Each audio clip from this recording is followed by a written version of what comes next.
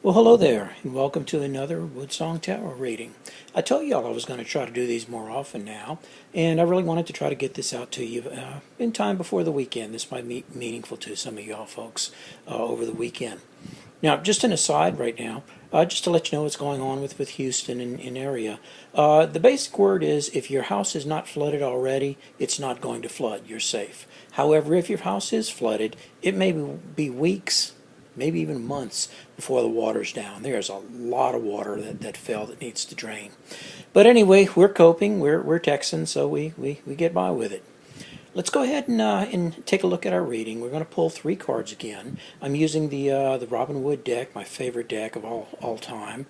And instead of doing a past, present, future type thing, I'm going to do what's the issue for you right now?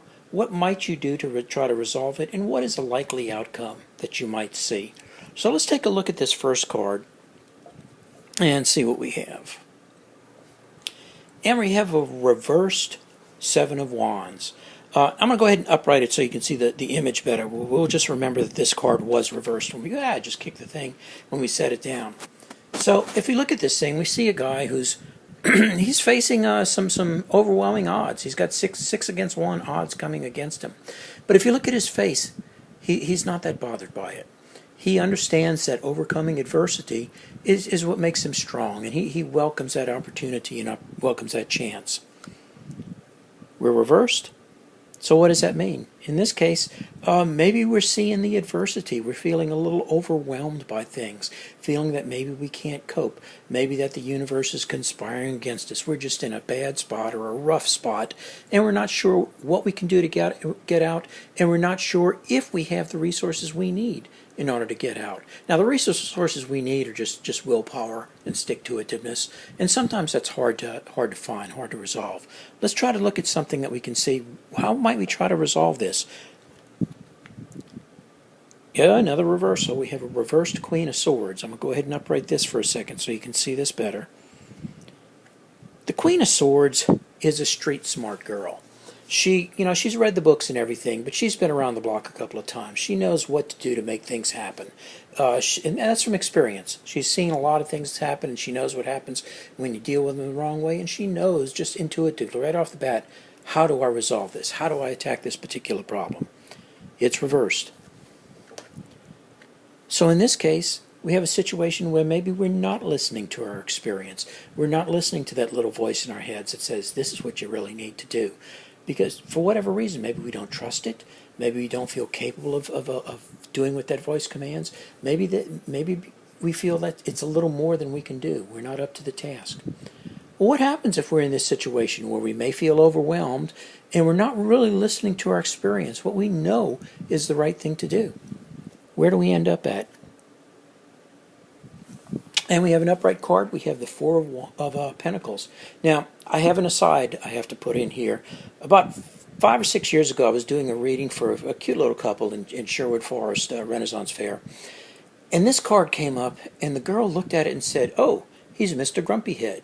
So she made me promise whenever this card came up, from then on, I had to call him Mr. Grumpyhead. So here we have Mr. Grumpyhead has appeared as a likely outcome should we follow the path of the other 2 cards and disregard what our experience suggests we should do. Mr. Grumpyhead doesn't look very happy. He's decided, you know what, I want to be happy. So this is mine, and those things are mine, and these over here are mine, and I'm going to build these walls around me, and I'm going to close everybody out because this is my stuff and nobody else can have it. And I'm going to sit here and be happy. And look at me being happy. And of course he's not happy at all. He's miserable. And furthermore, if we look outside the walls, what's happening out there? It is party time out there. Folks are having a wonderful time. He's not experiencing that. He's not seeing that because he has closed in all of his options. He's disregarding everything in the outside world. So this is kind of what we're getting here. When we do feel overwhelmed, we may be tempted not to listen to what our experience suggests we should do, our experience and our know-how and our street smarts. If we do that, we may feel that, yes, I'm selecting the right solution and coming out okay, but there's a great risk that we won't be, that we'll come up with a less than optimal solution if we don't listen to our voice of experience. And that's kind of where we ended out this time. I hope this is useful to you going into the weekend. And I hope you have a wonderful weekend. This is Woodsong, and I am. One before I forget, I recently changed hosting companies for my websites. In the process of doing so, they lost my entire mailing list. I had just thousands of people on that mailing list. So I'm trying to build it up again. And if you have an opportunity to either share this video, this reading, or like it so that other people can see that you have appreciated it, I would be very, very grateful. I'm trying to build that list back up and reach as many people as I can with these readings.